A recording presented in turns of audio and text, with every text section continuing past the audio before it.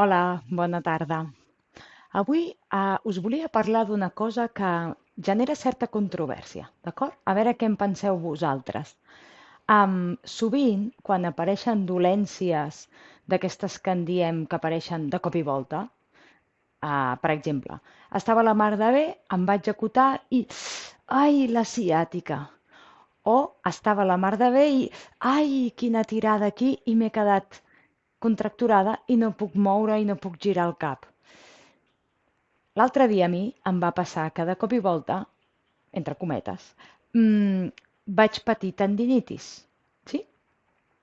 La tendinitis està associada a un dolor intens, momentani i se sol dir, perquè és així, que tarda molt de temps a desaparèixer, que és un dolor d'aquests que quan apareixen tardes molt a aconseguir que se'n vagi. Hi ha moltes maneres d'abordar aquest tipus de dolor. Aquests tipus de dolors que apareixen del no-res, sisplau, no siguem ingènues, del no-res no apareix res. Val? Quan apareixen és perquè la zona en concret ja estava afectada i el teu organisme estava intentant mantenir l'equilibri amb pinces i en un moment donat rep una estrabada forta i peta. I aleshores apareix el dolor. Però aquell dolor no ha aparegut de cop i volta des del zero i de cop estem al 1000 de dolor. No, aquell dolor no hi era com a dolor, però sí que el cos ja estava intentant gestionar-ho tan bé com podia perquè no arribessis a donar-te'n. Quan l'altre dia em va aparèixer aquesta tendinitis, primer em va aparèixer aquí, molt associada es diu al codo del tenista, després se'n va moure i em va anar al canell, després vaig tenir tendinitis aquí, que fa molts anys ja n'havia tingut, després em va passar a l'altre colze, l'altre canell, l'altra part d'aquí, i finalment va tornar al seu origen, en aquí. Val. Era un dolor que vaig haver de parar de treballar durant 2 o 3 dies, tenia una agenda una mica ocupada i em va obligar a parar. En aquell moment, el meu jo, el meu ego, eh, es va enfadar. Es va enfadar en el sentit de que jo tenia una agenda, tenia uns compromisos i no els podia atendre. Però jo, Helena, més enllà del meu ego, vaig decidir que era un avís i que, per tant, havia d'escoltar-me. Jo, com que treballo amb eines de craniosacral, vaig fer una escolta en els teixits, però hem de tenir en compte que quan anem a escoltar els teixits ho hem de fer de forma honesta. Moltes vegades no acabem de resoldre les dolències perquè l'escolta no és honesta. L'escolta la fem des d'una actitud de jo t'escolto però tu cura't. Així no anem bé. Perquè si a mi em ve una persona a demanar consell i jo li dic, val, jo t'escolto, però després m'escoltes tu a mi, segurament aquella persona no voldrà saber res de mi, no se sentirà segura en mi i no veurà una relació amorosa i equilibrada en mi i per tant s'allunyarà. Quan anem a escoltar l'organisme passa exactament el mateix. Si jo faig una escolta honesta vol dir que jo col·loco les mans i honestament escolto el moviment dels meus tendons, dels meus músculs, dels meus ossos. I no sempre allò que necessiten es correspon amb allò que jo crec que necessiten per ser sanats.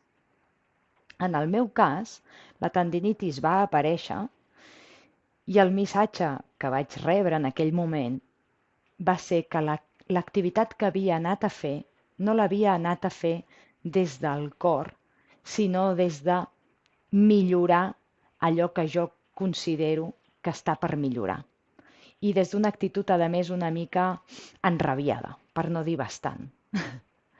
Per tant, la lliçó en mi era aquesta. Això vol dir que un cop jo he rebut el missatge, la cosa no desapareix i ja està.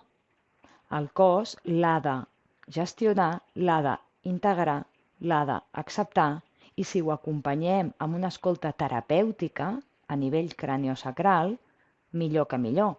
També podem tirar d'argiles i fer-nos emplastes, de plantes i fer-nos emplastes, d'essències florals per treballar a nivell físic o emocional.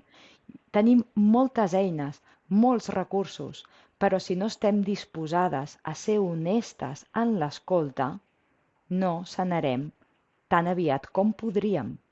Si som honestes en l'escolta, si deixem estar l'ego i escoltem el missatge real que ens ha de donar, per més que no ens agradi, el cos podrà sanar-se i regular-se abans del que teníem previst.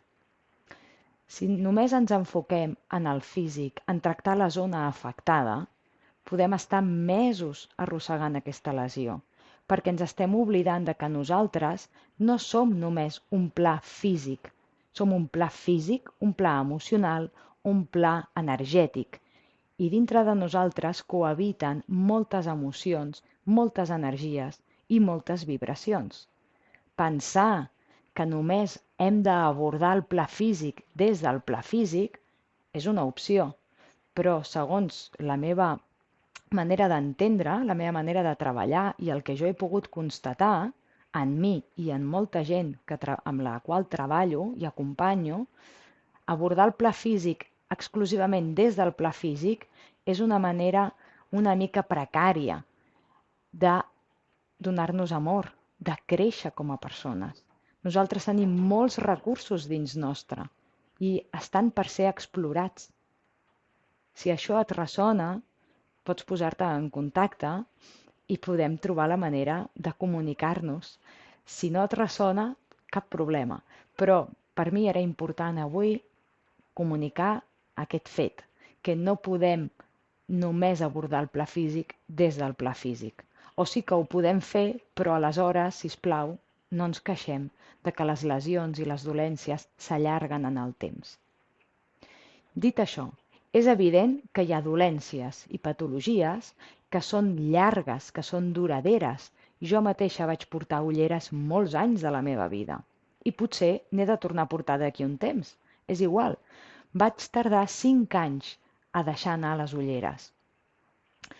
Però aquells 5 anys, per mi, són 5 anys molt ben invertits, perquè vaig aprendre moltes coses de mi mateixa, a banda de l'objectiu que tenia marcat, que era deixar estar les ulleres. En fi, era una reflexió. Si et ressona, doncs mou-te, busca, experimenta. Hi ha moltes maneres de treballar el cos físic i el cos emocional.